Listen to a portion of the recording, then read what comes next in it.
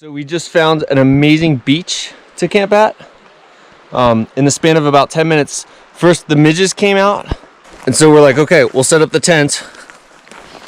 We found the only flat spot next to the only stream, which is filled with goat poop, of course.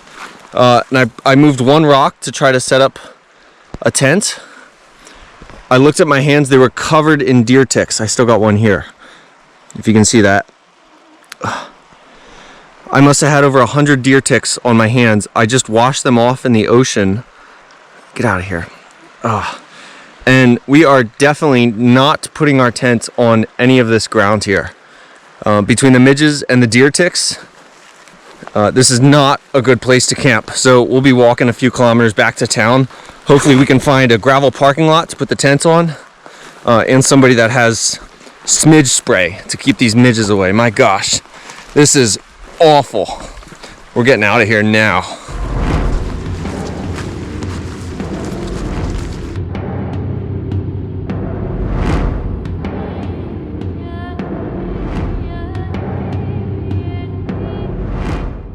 The way to the current cave is through this canyon of sorts that you can see over all these slippery boulders and through seaweed.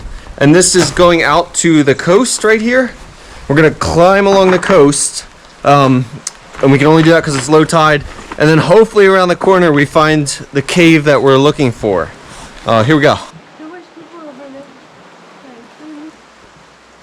Well, I can't say it's a spectacular limestone solutional cave.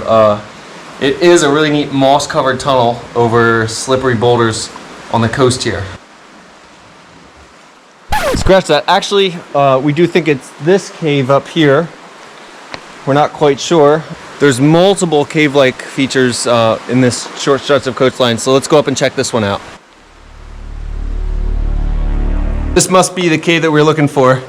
It's kind of starting to rain pretty heavily, so it's nice to get in the cave, but the tide is rising. We have less than an hour. We can go explore this.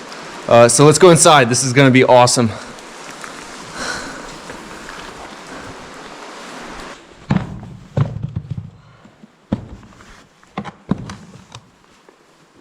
We're going to be trying to photograph the cave. We've put a flash inside Suhei's the model, and we got the camera set up here. You can see this big bulky thing that we hold all the way out here just to get pictures of the cave.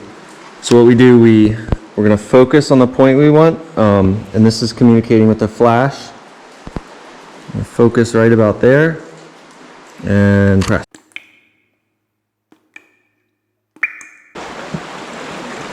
The tide's coming up, so we're making our way back along the coast to get up to higher ground, and we'll try again at the next low tide.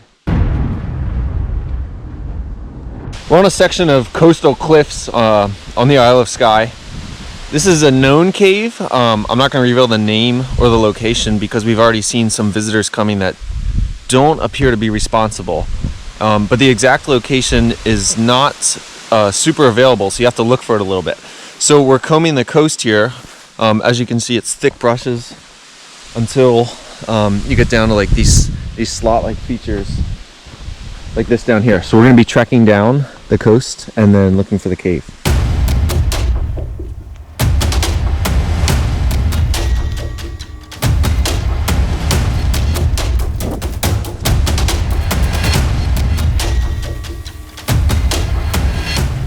So here we have something of a fissure type feature. The tide's gone out, it's still filled with water. It goes back, I don't know, maybe 50 meters. It looks like it just dead ends. It's not pure limestone. So we're going to keep carrying on down the coast.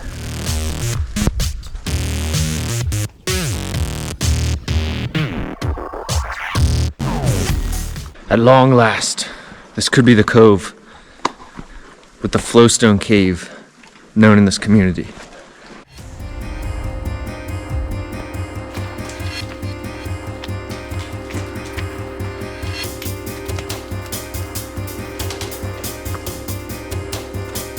We just reached the entrance of this special cave here, which is only accessible at low tide. There's lots of water dripping, so let's go see what's inside.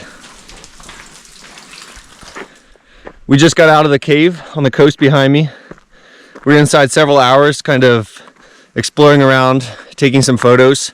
We didn't take any video. It's very hard to get good videos inside a dark cave environment, even with a bright light.